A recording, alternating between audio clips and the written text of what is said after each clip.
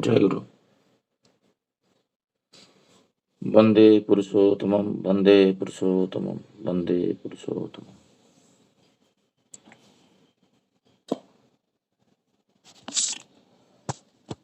श्री श्री ठाकुर जो विषय हम लोग कल आलोचना कर रहे थे,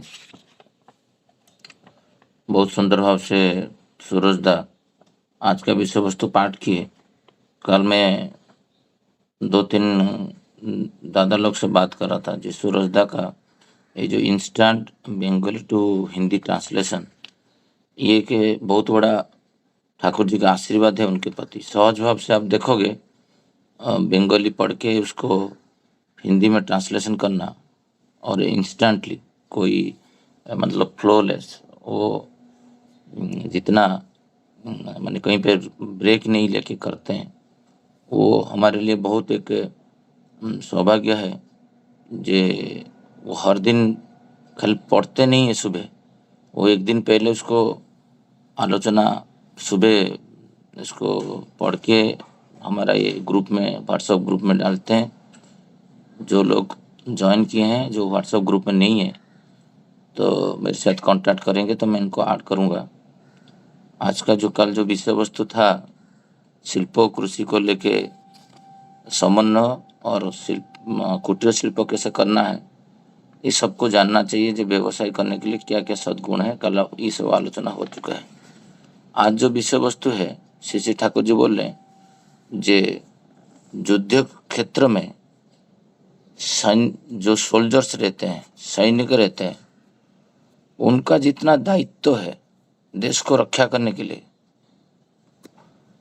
उससे बहुत गुण दायित्व आप लोग का है। तो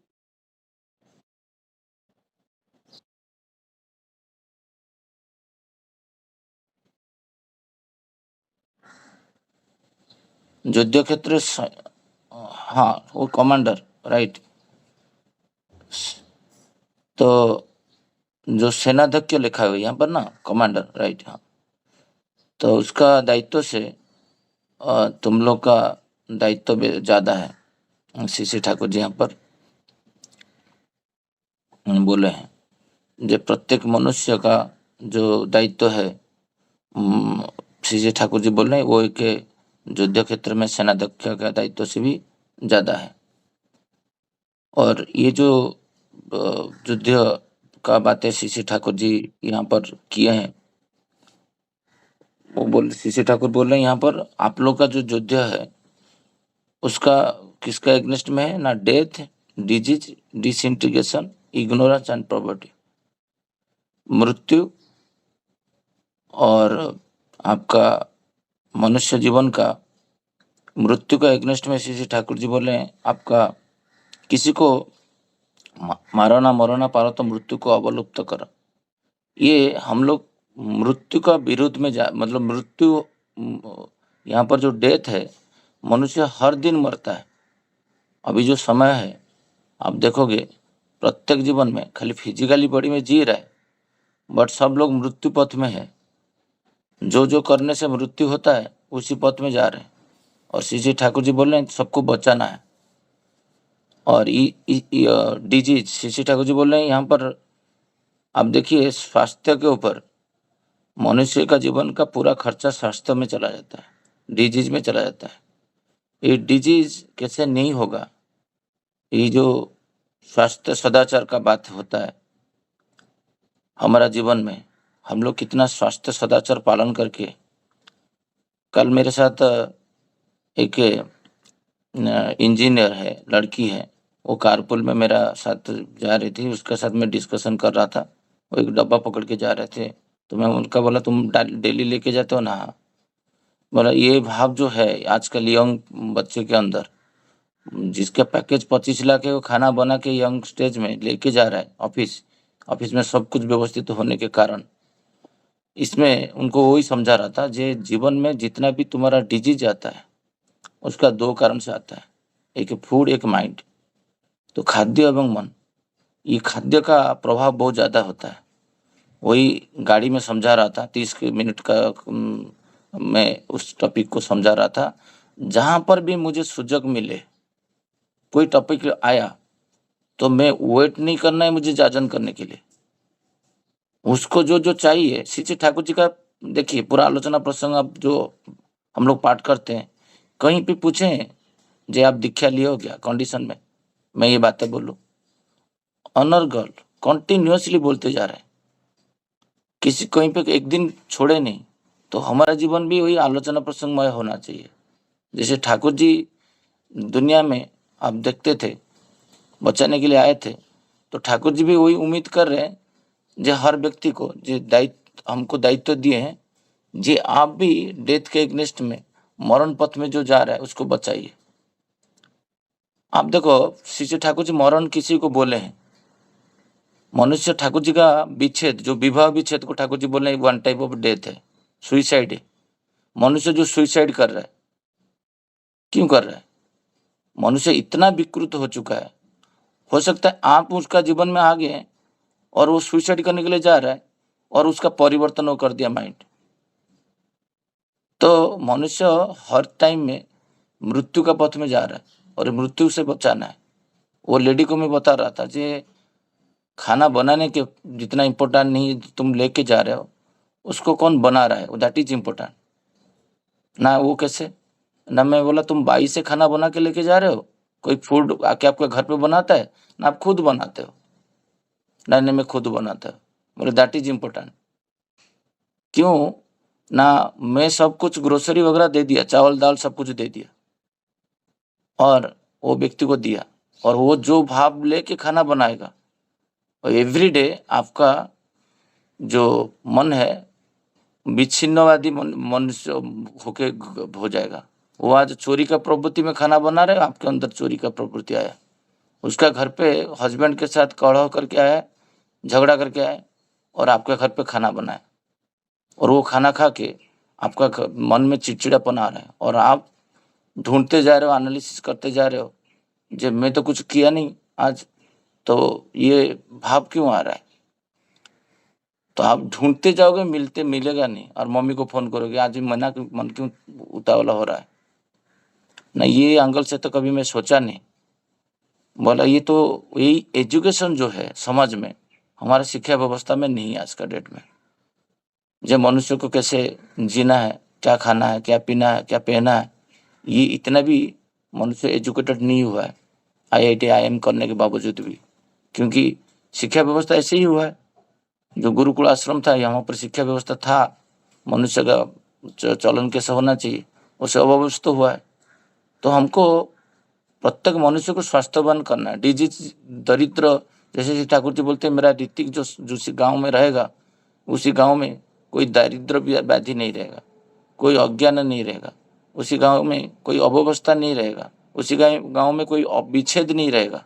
इसी ठाकुर जी का बातें है, कोई झूठा बात इसी ठाकुर जी नहीं किए।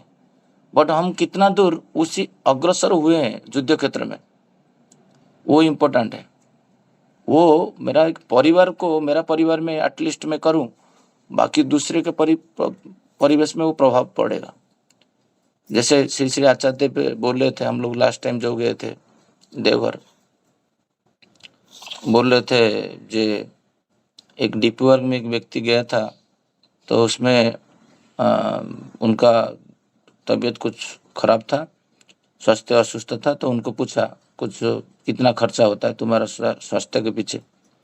वो बोला जे हमारा घर पे 1-1.5 लाख खर्चा होता है साल का। तो वो व्यक्ति जो पूछा तुम्हारा कितना होता है, वो नहीं, वो बोला हमारा बहुत सारा खर्चा होता है। तो वो व्यक्ति को पूछा तुम्हारा कितना होता है ना, 5,000 होता है। जो दीक्षित थे, जो सोचते हैं लिया कि वो तो आचार्य बोले नहीं, और 100% लिया होगा। तो तब जो पूछे जी ये 5,000 तो बहुत कम है, तो वो बोला मेरा 5,000 साल का होता है और उनका 1-1 लाख खर्चा हो जाता है महीना का। तो इसी से वो उद्बुद्ध हुआ जे तुम्हारा जीवन में जे साल में 5,000 खर्चा होता है, तो आप कैसे मैनेज करते हो, आपका स्वास्थ्य को आप कैसे मेंटेन करते हो, जिसके कारण तुम्हारा स्वास्थ्य में डिजीज, तुम्हारा जीवन में डिजीज तुम्हारा आता नहीं। तो फिर वो आकृष्ट होकर बोला तो यही हमारा जीवन में चलन में होना चाहिए। प्रत्येक हम लोग रोगग्रस्त है, हम लोग हमारा जीवन में अभाव है, हमारा जीवन में वही मृत्यु पथ चलनी है, हमारा जीवन में डिसइंटीग्रेशन है, हमारा जीवन में इग्नोरेंस है और दारिद्रता है। तो हम युद्ध क्षेत्र में ये सब गुण लेके हम किसी को बचा नहीं पाएंगे। तो श्री जी ठाकुर जी यहाँ पर बोल रहे हैं जे ये जो तुम एक सोल्जर हो और सोल्जर में इसका एग्नेस्ट में तुम जाओगे। तो ये जो बातें है जे मनुष्य जीवन में जितना भी दुख दुर्दशा आता है, तो श्री ठाकुर जी बोलते हैं उसका 4 कारण है। जब तक वो जो जजन जजन इष्टबुद्धि और सुस्तीन सदाचार पालन करने के बावजूद मनुष्य के जीवन में भयंकर क्षति विघट हो रहा है। श्री ठाकुर जी जब उत्तर दे रहे हैं तो बोल रहे हैं जे मनुष्य जीवन में कर्मफल जो होता है वो कर्मफल है वृत्ति प्रवृत्ति माफिक चलन, इग्नोरेंस एवं एनवायरमेंटल इफेक्ट, मतलब परिवेश का संगत। 4 कारण श्री ठाकुर जी बोले जीवन में दुर्दशा आने का। जब तक ये 4 कारण है, मतलब ये छिद्र है मनुष्य जीवन में कोई दुख दुर्दशा आने के लिए और उसके ऊपर काम करने के लिए जजन जजन इष्टबुद्धि, श्री ठाकुर जी एक पॉइंट और जोड़े हैं जो इष्टि चलन। ये 4 चीज जो मनुष्य करेगा तो ये जो दारिद्रता से दुख दुर्दशा अज्ञानता, जो कर्मफल एक है, वृत्ति प्रवृत्ति चलन है, अज्ञानता है और उसमें परिवेश का चाप है, मतलब परिवेश में जो ये है।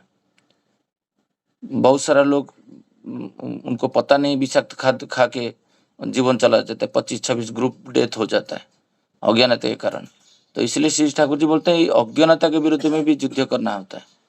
अज्ञानता मनुष्य का जीवन में दुर्दशा लेके आ जाता है, नहीं जानना। मेरा जीवन में वो जो मेरा अध्ययन अध्यापना और स्वाध्याय, मैं अभी जो उड़ीसा गया था, मेरा फादर इन लॉ मुझे बता रहे थे, बोले तुम स्वाध्याय का अर्थ क्या समझते हो? तो मैं थोड़ा साइलेंस रहा। बोले स्वाध्याय का अर्थ है जे अज्ञानता को दूर करना। अज्ञानता कैसे जाएगा? जिस स्वाध्याय में कर रहा हूँ, पढ़ रहा हूँ और मैं चरित्र में लाना, और जब तक चरित्र में नहीं आएगा तो वो स्वाध्याय नहीं बोला जाता है। तो बहुत लोग क्या करते हैं, स्वाध्याय करते हैं प्रवचन देने के लिए और दूसरे को परिवर्तन करने के लिए, ज्ञान अर्जन करते हैं।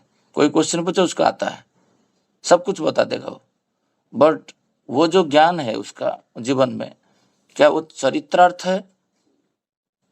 जब तक वो चरित्रार्थ नहीं है उसको स्वाध्याय नहीं बोला जाता है। तो अध्ययन अध्यापन खुद को परिवर्तन करने के लिए किया जाता है और यही परिवर्तन जो होता है दूसरे को परिवर्तित करता है। तो यहाँ पर जो श्री ठाकुर जी बोलते हैं युद्ध करने के लिए, और मेरा दुर्बलता है कोई प्रति, जो Shri Thakur ji first sentence first line है सत्यानुसरण का, दुर्बलता विरुद्ध में युद्ध करना होगा। मेरा जीवन का दुर्बलता मुझे पता है, युद्ध मैं करूँगा, उसको मिटाऊंगा। तो मेरा जीवन का दुर्बलता मैं आइडेंटिफाई नहीं किया। मेरा दुर्बलता युद्ध, मैं ऐसे रूम में काम करूँगा, मैं बाहर नहीं निकलूँगा। मुझे एक परिस्थिति आया, जो परिस्थिति में मेरा नौकरी जा रहा है, जो ऐसे रूम में बैठूंगा तो मैं बाहर जाऊंगा, देन मेरा नौकरी बचेगा। तो मैं बाहर निकलने के लिए रेडी नहीं हूँ, ये मेरा दुर्बलता है, क्योंकि मैं ऑफिसर हूँ, मैं कैसे बाहर जाऊंगा। ये जो दुर्बलता हर दिन आता है जीवन में, जब उसका एग्नेस्ट में आप युद्ध करोगे, देन बाकी लोग को आप साहाଯ୍य कर पाओगे, आप रक्षा कर पाओगे। श्री ठाकुर जी यहाँ पर बोल रहे हैं जो युद्ध क्षेत्र में जो आप ट्रेंड नहीं होंगे, आपका नॉलेज नहीं है, तो आप नहीं कर पाओगे। यहाँ पर श्री ठाकुर जी बोल रहे हैं जे दारिद्रता का बात कर रहे हैं। दारिद्रता का मुख्य कारण है अकृतज्ञता। आप देखो जिंदगी में जहाँ जहाँ आप जिससे आपको कुछ उपकार मिला है और जस्ट आप उसी का एग्नेस्ट में जाइए, कुछ ज़्यादा दिन नहीं लेगा, 4-5 साल, 1 साल, 2 साल में देखोगे आपका घर पे दारिद्रता दिखाई दे रहा है और आपके ढूंढ के आप निकाल नहीं पा रहे हो, जो मेरे दारिद्र आय क्यों आ रहा है। उसका मूल कारण है अकृतज्ञता, और सबसे बड़ा अकृतज्ञता है हमको जो जीवन मिला है और उनके प्रति कृतज्ञ हम नहीं करते। और सबसे बड़ा कृतज्ञता होता है ईश्वर प्रति। और ये ईश्वर प्रति में आप जो मंत्र पढ़ते हैं, जो मैं आपके दया से जीवन लाभ किया हूँ और उसके कृतज्ञता स्वरूप का ये भोग निवेदन कर रहा हूँ, आप ग्रहण करिए। अभी प्रत्येक मनुष्य का अंदर जो दरिद्रता है वो अकृतज्ञता से आता है, तो उसको कृतज्ञ कराना है। कोई पिता माता के विरुद्ध में बोल रहा है, 100% वो दारिद्र्य में जाएगा। तो आपको उसको पिता माता के प्रति श्रद्धावान करना है। कोई पत्नी उसका हस्बैंड में एग्नेस्ट में बोल रहा है आपका ऑफिस में और आप सुन रहे हो, तो आप कुछ नहीं बोल रहे, उसको आपके आगे बोल रहा है और आप सुन रहे हो। इस सुनने का जो प्रवृत्ति है वो उसको दारिद्र पथ में लेके जाएगा 100%। उसमें कोई दोहराई नहीं है। उच्च के प्रति विमुख होना दारिद्रता का लक्षण है। और ये जो जितना भी उच्च के प्रति आकृष्ट करवाना, उसको दारिद्रता से मुक्त करना। जितना लोग आप उच्च के प्रति आकृष्ट कर दोगे, स्त्री को स्वामी के प्रति और पुरुष को इष्ट के प्रति व पिता माता के प्रति, मनुष्य के अंदर दारिद्र व्याधि रहेगा नहीं। एक बात है, अभी टॉपिक चल रहा था कुछ दिन पहले, 10-12 दिन हो गया, मैं गांव जाने से पहले सब लोग का जीवन में अभाव का डिस्कशन चल रहा है और सब लोग व्यक्त कर रहे हैं, मेरा ये अभाव है, वो है, उसका गाड़ी है, मेरा बंगला है, नहीं है, वो सब चल रहा है। सब एक दुखद वातावरण है। और जब मैं साइलेंसली सुन रहा था और हमारा ऑफिस में, तो मैं फटाक से बोला जी मेरा जीवन में कोई अभाव नहीं है। नहीं, तुम शशि भाई झूठ बोलो, ऐसा थोड़ी हो सकता है। कोई ऐसे दुनिया में कोई एक व्यक्ति है जो अभाव नहीं है? मतलब मुझे तो लग रहा है मुझे अभाव नहीं है, बट मैं दृढ़ कंठ में बोल रहा हूँ जो मेरा अभाव नहीं है। मुझे कोई दारिद्र आज तक स्पर्श किया नहीं। दारिद्रता क्या है मैं आज तक, हाँ मेरा हो सकता है मैं जो खाना पीना मैं खा रहा था कॉम्प्रोमाइज करके खाया हूँ जीवन में। मैं 3 टाइम भी पोहा खाया हूँ, मेरा पास पैसा नहीं था, बट मैं फील तब नहीं किया था जब मेरा पास पैसे अभाव था, मैं कुछ कर पाया, मैं आनंद में था। क्योंकि जीवन में जब तुम्हारा जीवन में आदर्श रहेगा, तो इसलिए श्री ठाकुर जी बोलते हैं जो प्रत्येक मनुष्य को इष्टमुखी कराने के लिए। अब ये सब जो पॉइंट्स श्री ठाकुर जी दिए हैं, death, disease, ignorance and poverty, मनुष्य को जब तक वो आदर्शवान नहीं कराओगे, इसमें आप कितना दिन उसको देखोगे?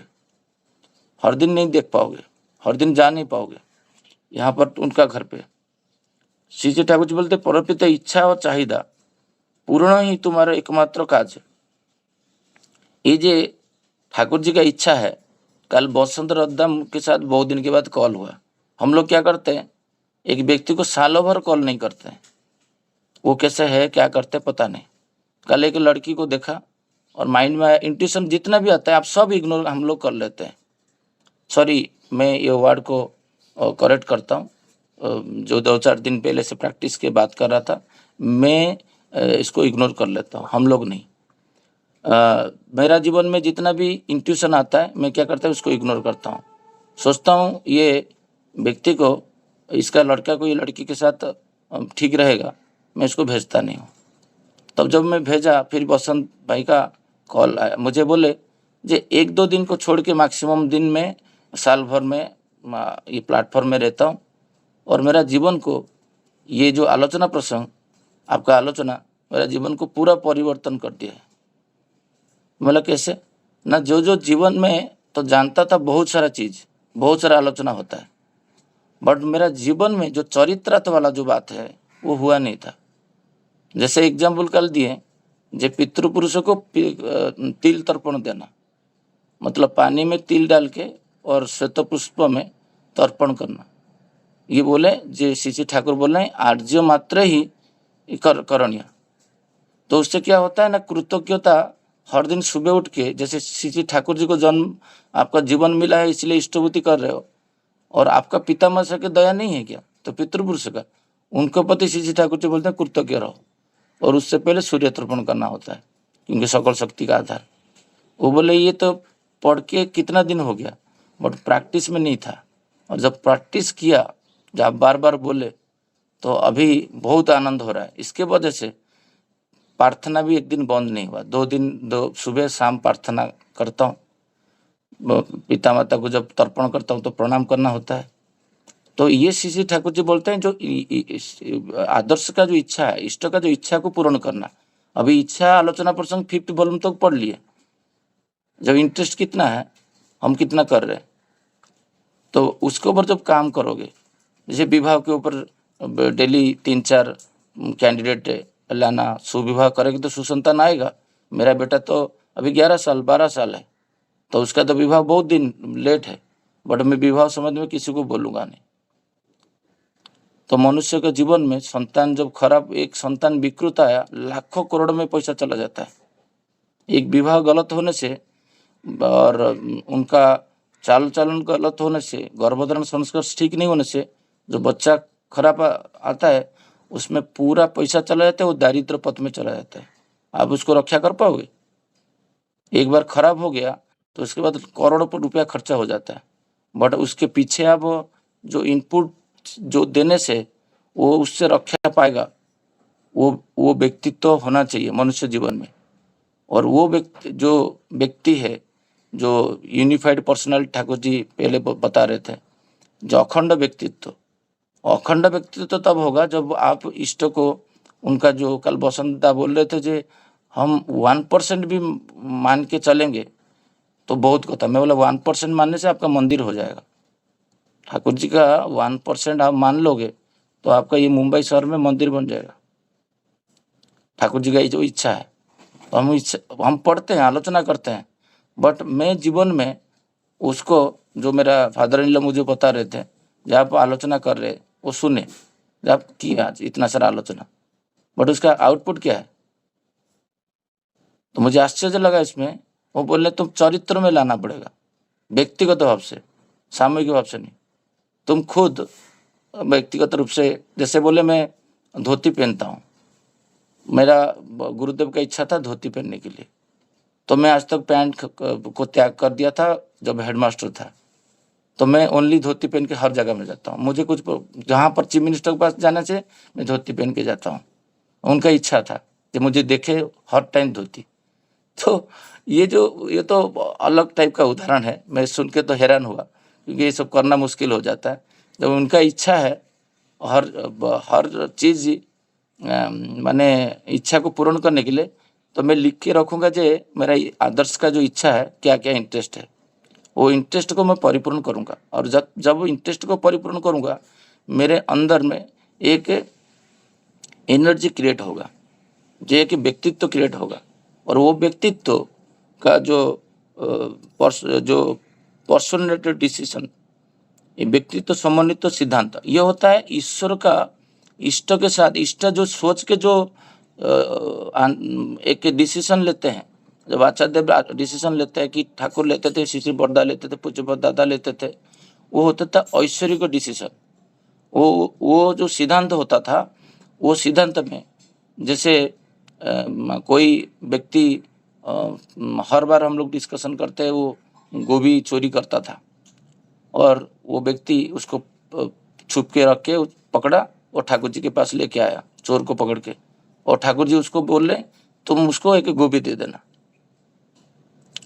यहाँ पर वो व्यक्ति दुखित हो जाता है, जे ठाकुर जी के पास ले आया और ठाकुर जी उसको शास्ति नहीं दिए, और वो व्यक्ति उसको एक एक गोभी दिया।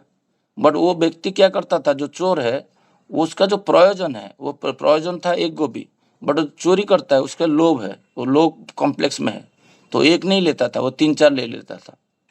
और कितना लेता था, लूट के खा जाता था। अभी जब उसको मिल गया एक, तो वो उसका और चोरी करने का प्रवृत्ति उसका लोप हो गया।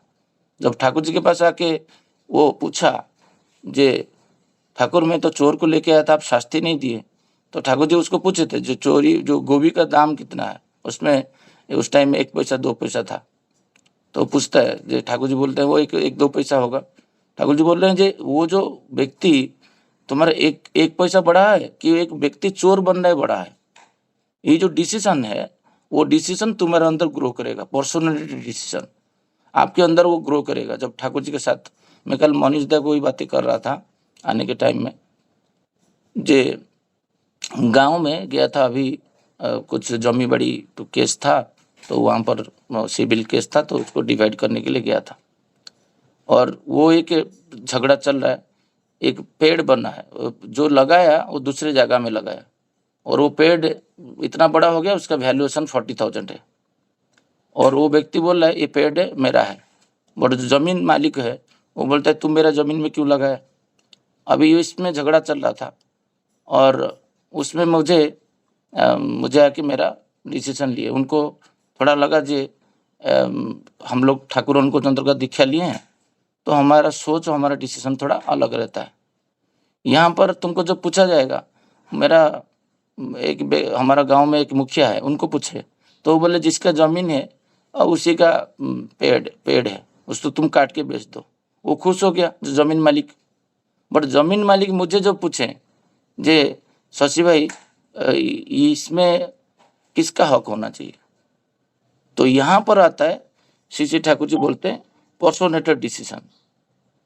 तुम क्या बोलोगे। मैं फिर सोचा जो मेरा बात मैं बोलूं कि आचार्य देव जी होते थे कि ठाकुर होते थे, वैसे बोलो। तो सुबह का समय था, आलोचना प्रसंग से जिस दिन विवाह का विषय में आलोचना किया था उसी दिन का मैं थोड़ा उसमें भावोमुखी होके था, और उसका 1 घंटे के बाद है। और मेरा माइंड क्या है, ट्यून्ड था ठाकुर जी के साथ, और मुझे पूछा जा रहा है और मैं क्या डिसीजन दूंगा। ये तो सिंपल चीज है, जिसका जमीन है उसी का पेड़ है। बट ऐसा नहीं होता है। जब धारण करता है मिट्टी किसी पेड़ को, तो उसको लगाया जाता है, चारा लगाया जाता है। चारा कौन लगाया, वो और कोई व्यक्ति। जब तुम्हारा जमीन में कोई चारा लगा रहा है, तो एक दिन में तो इतना बड़ा नहीं बन गया 40,000 रुपया का। वो उसको पानी दिया, उसको बकरी और गाय का से बचाया, उसके चारों तरफ से ये किया होगा। गांव में तो कोई भी पेड़ ऐसे नहीं बढ़ जाता है, उसको रक्षा करना होता है, पानी देना होता है। तो जब किया, तो बार बार तुम्हारे जमीन के ऊपर आप देख रहे थे वो कर रहा है, तो आप अलाउ क्यों किए। जब मेरा जमीन में तुम क्यों कर रहे हो। वो एक दिन में तो नहीं किया है, 2 साल 3 साल 4 साल तक किया है, और इतना बड़ा हुआ है। तो उसके ऊपर भी उसी का अधिकार है, जो खाली जन्म देना और पालन करना। देवकी का जितना अधिकार है, जशोदा का भी उतना अधिकार है कृष्ण के ऊपर। तो यहाँ पर जन्म नहीं देने से भी जशोदा का अधिकार था। तो यहाँ पर आता है, तुमको पूछा जा रहा है और तुम आंसर दे रहे हो, ठाकुर माफिक देना पड़ेगा। यहाँ पर मनुष्य क्या होता है, इष्ट के साथ युक्त होकर बातें करता है। वहां पर कोई कॉम्प्लेक्स का अधीन होकर बात नहीं करेगा। वहां पर कॉम्प्लेक्स का अधीन होकर बात करेगा तो उसका वहां पर वो मन के हिसाब से नहीं चलेगा, वहां पर वो विवेक के हिसाब चलेगा, उचित और अनुचित के ऊपर। वो आपके घर के, मैं जब अभी एक केस किया हूँ और मुझे दिखा जा रहा है जब प्लेंटिव है, मुझे भी 5 डिसिमिली किसी को देना पड़ रहा है। तो मैं जो कोर्ट पर्सन आया था, बोला मेरे से 5 डिसिमिली ले लीजिए, बट मेरा जो को पार्टनर है वो देने के लिए रेडी नहीं है। बोले तुम क्या केस किए थे किसी को जमीन देने के लिए, और उसका में लाखों में रेट है। बोले यहाँ पर क्या आ गया, यहाँ पर पैसा का बात आया तो तुम्हारा अंदर कॉम्प्लेक्स जागेगा जो मैं क्यों दूं। बट तुम इष्ट के साथ रहोगे तो बाई लॉ को फॉलो करोगे, जो नहीं 50-40% शेयर है, समझ मेरा ज़्यादा कुछ है, मैं सैक्रिफाइस कर पा रहा हूँ कि नहीं। यहाँ पर आता है व्यक्तित्व। करोड़ों में संपत्ति होगा और तुम व्यक्तित्व ठीक रहेगा, नहीं मेरा तो नहीं है मैं क्यों रखूँ। बट ये बातों का नहीं है। मैं वही फादर लॉ के साथ बात, जब मैं ससुर के साथ बात कर रहा था, बट ये सब ग्रो करेगा जब तुम इष्ट के साथ हर दिन बातें करोगे। हम 4 साल से बातें कर रहे हैं, ठाकुर जी का गुणगान कर रहे हैं। हर कोई हर दिन हमारे अंदर जितना भी कॉम्प्लेक्स हो, बट हमारा चरित्र को हम जो परिवर्तन करने के लिए ये करेंगे, वो तो फिर वो व्यक्ति दुखी हो गया मेरा बातों से सुन के। बहुत सारे लोग ठाकुर जी के जो जिसका जमीन से गोभी चोरी हो रहा था, वो क्या खुश था ठाकुर जी के बातों से। बहुत ठाकुर जी वहां पर क्या किए ना, एक व्यक्ति को चोर से बचाए, वो वहां पर इंपॉर्टेंट है। यहाँ पर जो व्यक्ति है हर दिन पानी दे रहा था, ये हो रहा था, उसका जो श्रद्धा है, उसका जो परिश्रम है, उसका कोई मूल्य नहीं है। और मुझे पूछा जाएगा और मेरा वो रिलेटिव है, मेरा भाई है, वो मेरा ब्लड रिलेशन भाई है, मैं उसको सपोर्ट करके बात करूं? क्यों? क्योंकि यहाँ पर मैं ठाकुर जी को छोड़ के बात कर रहा हूँ। यहाँ पर जो बात हो रहा है पर्सनैलिटी डिसीजन जो होता है, मनुष्य व्यक्तित्व, अखंड व्यक्तित्व चाहिए उसके लिए। जो तुम्हारा जब तुम्हारा बारी में आएगा और तुम संसारी बन जाओगे, और जो जब दूसरे का बारी आएगा तुम ब्रह्मज्ञानी बन जाओगे। जो सत्यानुसरण की बात है, दूसरों के लिए ब्रह्मज्ञानी बन जाते हो और खुद के लिए संसारी। यहाँ पर श्री जी ठाकुर बोल रहे जे मनुष्य का शब्दिके सर्वत भावे प्रस्तुत हबे आमादेर, जाते मनुष्यर दुख दुर्दशा अशांति दैन्य ये सब सर्वविध दैन्य प्रकृति, एक मिनट, सर्वविध प्रस्तुत हबे आमादेर, जाते मनुष्यर दुख दुर्दशा अशांति सर्वविध दैन्य। ये क्या लिखा हुआ है दादा? घो- घो- दूर करे। हाँ, तो हमारा पहले सब लोग का दुख दुर्दशा अशांति दैन्य दूर करने से पहले खुद का करना पड़ेगा। जब तक आप दुखी रहोगे किसी को भी खुशी नहीं कर पाओगे। जब तक आपका अभाव नहीं है, दूसरा का अभाव कैसे दूर करोगे? जब आप फील करोगे मेरा अभाव नहीं है, मुझे दुख दुर्दशा नहीं है। डॉक्टर प्रशांत प्रधान मेरा ट्रीटमेंट करते थे और मैं 10 साल कहीं पे ट्रीटमेंट होता था मेरा नी के लिए, मैं चल नहीं पा रहा था। जिस दिन मैं बोला, जे डॉक्टर बोले तुम कैसे हो, मैं एकदम फर्स्ट क्लास हूँ, परफेक्ट हूँ, फिर क्यों आया इधर? मेरा था पेन, बट ये भाव तुम्हारा अंदर आएगा जब मैं जिस दिन परफेक्ट हूँ, मेरा कोई दुख नहीं है, कष्ट नहीं है। मैं देखा उस दिन टैबलेट मेरा धीरे धीरे, मैं जिस दिन टैबलेट छोड़ा ये सब भाव था। और टैबलेट मुझे बोला गया था, श्री श्री आचार्य बोले थे जो डॉक्टर का डिसीजन जो होता है उसको मान के चलना, प्रेस्क्रिप्शन मान के चलना, देन तुम्हारा ठीक होगा। मैं विपरीत में गया, आचार्य देव का बात का विपरीत में, मैं डॉक्टर का बात सुना नहीं। मैं देखा जो आचार्य देव बोलते हैं डॉक्टर का बात, मैं विधि का बात क्यों नहीं सुनूं? श्री श्री ठाकुर जी का बात, श्री श्री ठाकुर जी के ऊपर डॉक्टर तो नहीं है। तो मैं जब सोचा जब मेरा कुछ नहीं हुआ, तो देखा कुछ दिन के बाद और वो पेन नहीं है, वो पेन चला गया। तो यहाँ पर श्री श्री ठाकुर जी बोल रहे हैं जो प्रकृत दुख दुर्दशा और अशांति, तुम्हारा घर पे अशांति है।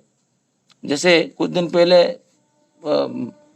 कोई ठाकुर जी का उसका भगवान को इसका सरसों का मस्टर्ड ऑयल का तेल दे दिया और उसमें दीप लगा दिया और सास बहू का लड़ाई चला। और प्रज्ञा के पास कॉल आया जैसे ऐसे झगड़ा हुआ है, क्या करे, वो हो रहा है। तो तुम्हारा घर पे अशांति होगा तो उस दिन तुम उनको डिसीजन देके शांत कर पाओगे? कभी भी नहीं, ये तो असंभव है। मैं सुन रहा था आधा घंटा वहाँ पर वो बातें करते हैं, ऐसे भी तो घर पे मेरा मोबाइल पे स्पीकर फोन होके बातें करता हूँ। मेरा घर पे अशांति होगा ना, मैं दूसरे घर का शांति नहीं रख पाऊंगा। मेरा घर पे कंफर्टेबल लाइफ रहेगा हस्बैंड वाइफ के बीच में, तो देन दूसरे का किसी का होगा तो मैं इसको बचा पाऊंगा। उसका कोई डिवोर्स होगा तो मैं डिवोर्स को रोक दे पाऊंगा। मैं श्री श्री ठाकुर जी इसलिए बोलते हैं तुमको यूनिफाइड पर्सनालिटी डेवलप करो व्यक्तित्व परिवार में। और अभी क्या हो रहा है, हम लोग जा रहे हैं प्रवचन देने के लिए, जो अभी बड़ा बड़ा प्लेटफॉर्म है जहाँ पर प्रवचन दिया जा रहा है। जैसे मेरा ससुर बोले थे खुद के ऊपर तुम काम करो, तो 7 दिन तुम खुद के ऊपर काम करो। मुझे तो वीकनेस आया, मुझे थोड़ा कष्ट लगा, क्योंकि मैं कुछ काम किया हूँ जो प्रकृति का विरोध का काम है। मैं परिप्रकाश किया जो ये सब प्रकृति का विरोध काम में कर चुका हूँ ना, जो हो चुका है। बट अभी से स्टार्ट करो। अभी से स्टार्ट करने के लिए सपोज विवाह है तुम्हारा घर के ऊपर, और भाई के ऊपर बेटा के ऊपर तुम्हारा अधिकार नहीं है ज्यादातर, बट खुद का बेटा के ऊपर तो है, तो उसको अभी शिक्षा दो। क्यों नहीं दे रहे हो? वही जो शिक्षा है, वो जो ठाकुर जी बोल रहे हैं शिक्षा देना पड़ेगा सबको, वो शिक्षा तुम पारिवारिक शिक्षा घर पे आलोचना करो। कितना टाइम जीवनीय बातें पत्नी के साथ करता हूँ, एक दिन नहीं करता हूँ। खुद का लड़की है, विवाह के बारे में पूरा +2 से पढ़ के ग्रेजुएशन पढ़ गया, वो विवाह विधि तक बताया नहीं, तो होगा कहाँ से? ठाकुर जी यहाँ पर बोल रहे हैं दुख, दुर्दशा, अशांति और सर्वाधिक विभिन्न जो दैन्यता आता है वो क्यों आएगा? घर पे एक काम करने से पहले पत्नी के साथ, आचार्य देव के साथ कि ठाकुर फैमिली के साथ कंसल्ट करें। कोई काम करने से पहले आएगा कैसे? इम्बैलेंस में इकोनॉमिकल होऊंगा कैसे? मैं इकोनॉमिकली इम्बैलेंस हो जाऊंगा तो किसी का परिवार में जाऊंगा। ये कुछ दिन पहले एक व्यक्ति बोल रहा था जे विवाह करना मत। मैं बोले क्यों? हमारा एक गुरु है, मतलब विवाह करना ना मत, वो इतना अशांति है। अभी एक साल हुआ है उसका मैरिज। मतलब क्यों नहीं करना? ना विवाह के बाद कौन शांति में रहता है? मतलब मैं खुद में शांति में हूँ, मैं परमानंद में हूँ विवाह करके। मेरा पत्नी के साथ तो मेरा कोई अनबन नहीं है, मेरा पत्नी का फैमिली के साथ कुछ अनबन नहीं है, किसी के साथ नहीं है, तो मैं विवाह करके तो आनंद में हूँ। तो वो व्यक्ति पूरे बैकवर्ड पिच में, क्योंकि उसके सामने कोई व्यक्ति बोल नहीं रहा है जो मैं शांति में हूँ विवाह करके। कोई व्यक्ति बोल नहीं रहा है उसका मतलब तुम्हारी बातों को ये ले लो, शांति में तुम नहीं हो, तुम तो बोल नहीं पा रहे हो मैं शांति में हूँ। मैं जैसे कल संडे मैं जब आ रहा था तो अभयदा से मिला, वहाँ पर मनोरंजन पात्र जो ज्वाइन करते हैं वहाँ पर कुछ शादी विवाह में गए थे। तो मेरा रूममेट भागीरथी भाई मिला और उनका पत्नी मुझे डिस्कशन हो रहा था। मतलब ये जो व्यक्ति देख रहे हो यहाँ पर, जो हमारा 20 ईयर्स स्पैन हो गया, 25 साल हो गया, और भागीरथी भाई के साथ मैं 5 साल था। तो उनके पत्नी को बोल रहा था जो व्यक्ति देख रहे हो यहाँ पर, हमारा डिस्कशन होता है, वन सिंगल पैसा वो हमसे बोले नहीं, हम दोनों को एटलीस्ट। हमारे पास तो तुम तो वेल सेटल हो, मैं भी वेल सेटल हो चुका हूँ, बट जो अभय परिडा था वो एक दिन में एक बार भी पूछे नहीं। और जब भी कोई प्रॉब्लम लेके जाता हूँ, वो जो आंसर देते हैं वेरी यूनिक आंसर, माने इतना आंसर जो पर्सोनिफाइड डिसीजन जो होते बोलते हैं, ठाकुर जी बोलते थे जो इष्टों को रख के जो आचार्य होते तो क्या ये आंसर देते उसी माफिक, कोई पार्शियलिटी नहीं। तो शांति जो में रहने के लिए, मनुष्य को शांति देने के लिए खुद तो रहना पड़ेगा। दूसरे को जब तक तुम मुग्ध नहीं हो, दूसरे को मुग्ध क्या करोगे? तो इसीलिए जो ठाकुर जी बोल रहे हैं जी दीक्षा पालन करने के लिए यहाँ पर इम्पोर्टेंट है, जब तक तुम दीक्षा पालन नहीं करोगे तब तक तुम ये युद्ध क्षेत्र में कैसे जाओगे? जीवन में ईश्वर के साथ युक्त नहीं हो, अटैचमेंट नहीं है, एडिम्शन नहीं है, तो तुम क्या death, disease, disinterest, ignorance, property के अगेंस्ट में युद्ध करोगे? खुद का ये सब दूर होगा तुम्हारे पास तो बाकी लोग को तुम साहाଯ୍य कर सकते हो। जैसे पूजनीय सिपाहीदा उस दिन बोले ये व्यक्ति को तुम घोड़े की तरह डीपी वर्ग में दौड़ाना, ये सेंटेंस उसका था। तो हम लोग क्या करते हैं ना, आचार्य वाक्य, इष्ट वाक्य और गुरु परिवार का वाक्य को बहुत लाइटली लेते हैं। वो बोल दिए और हमारा नंबर में खाली उसके आगे पूजनीय सिपाहीदार लिख के उसका नाम ले लिया। और सोमनाथ में उनका घर पे गए थे, मेघनाथ हरना उनका नाम है, जो 3 टाइम्स मछली खाते थे। और मुझे बोले जे वो व्यक्ति को तुम डीपी वर्ग में घोड़े की तरह दौड़ाना, उनका विश्वास है और मेरा विश्वास नहीं है उनके प्रति, वो क्या करेगा? बट आचार्य परिवार का विश्वास है एक व्यक्ति के पास, क्योंकि ठाकुर जी बोलते हैं तुम्हारा अंदर इतना शक्ति है जो पृथ्वी को टुकड़ा टुकड़ा कर सकते हो। वो कहीं पे नहीं लिखे जी अंबानी कर सकता है, शशिकांत करता है कि मोनिता कर सकता है, वो हम लोग तुम लोग मतलब मैं चाहूँगा तो पृथ्वी को टुकड़ा टुकड़ा कर सकता हूँ, इतना शक्ति है। इसीलिए मैं सुबह उठ के बोलता हूँ मैं शक्ति समृद्ध हूँ, मेरा अंदर सारे एनर्जी पूरा केंद्रीभूत हुआ है, बट मैं अनुभव नहीं कर पाता हूँ। मैं उनका घर पे सोमनाथ दा को लेके गया था और मुझे दायित्व क्या दिया, उसको घोड़े की तरह दौड़ना है। मतलब जब गाड़ी में पेट्रोल है, इंजन ऑयल नहीं है, गाड़ी चलेगा?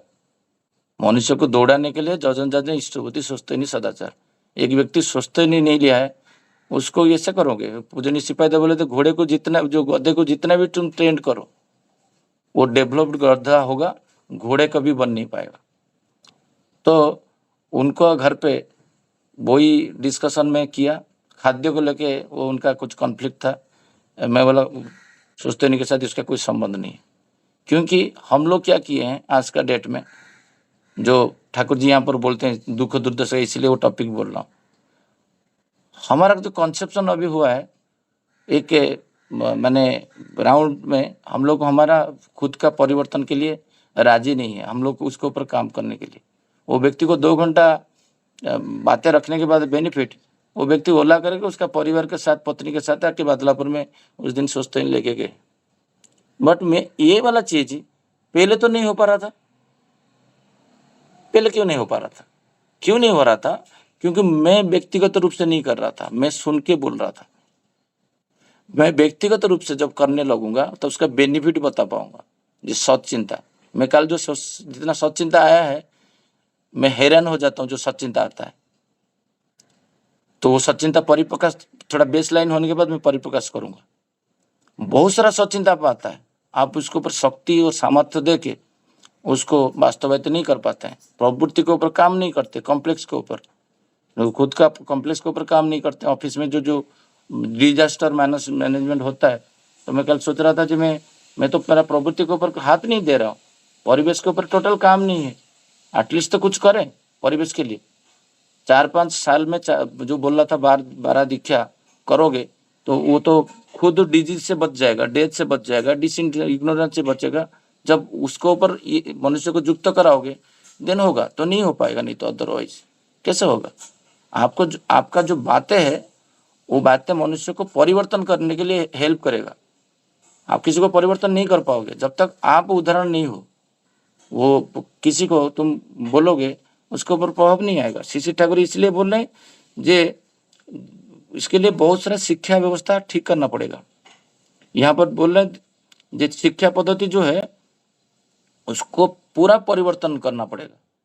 मतलब अभी तो आईसीएसई बोर्ड, सीबीएसई बोर्ड और मराठी बोर्ड को मैं परिवर्तन नहीं कर पाऊंगा, मेरा हाथ कम रहता नहीं है। बट जो पारिवारिक शिक्षा है, जो पिता माता देना चाहिए, तो मैं तो एटलीस्ट एज ए भाई, मुझे कोई सोच रहा है मैं उसके घर पे जाके बोल सकता हूँ। मेरा मेरा मैं तो खुद को शिक्षित कर सकता हूँ, मेरा बच्चे को कर सकता हूँ, मेरा परिवार को कर सकता हूँ। शिक्षा व्यवस्था तो यूनिवर्सिटी जो ठाकुर जी बोल रहे हैं, एक लड़की, वो लड़की तो जाके शादी के बाद वो नौकरी कर रहा है, वो शिक्षा कब देगा? तो बहुत सारा जगह में लड़की लोग जो अभी मैंने नौकरी कर रहे हैं, नौकरी लड़की लोग करने का विरोध में मैं नहीं हूँ। बट जहाँ पर प्रयोजनीय वो कर रहा है, जहाँ पर प्रयोजनीय नहीं है, जिसके पास पिता माता दरिद्र है कि रोगग्रस्त है, वो उसका लड़का नहीं है, लड़की तो करेगा, कहाँ जाएगा? नहीं तो बचेगा कैसे? बट जहाँ पर करोड़ों में वो कमा कर, हस्बैंड सैलरी है और लड़की उस टाइम में जाके नौकरी कर रहा है, तो क्या प्रयोजन है? प्रयोजन तो है ही नहीं। तो वहाँ पर जो शिक्षा का व्यवस्था है, जो आपको कितना सारा टॉपिक्स करने से ये जो आउटपुट है वो सब चला जाएगा। तो इतना बोल के सोमनाथ दा, आज का आलोचना को मैं यहीं पे विराम देता हूँ। जय गुरु।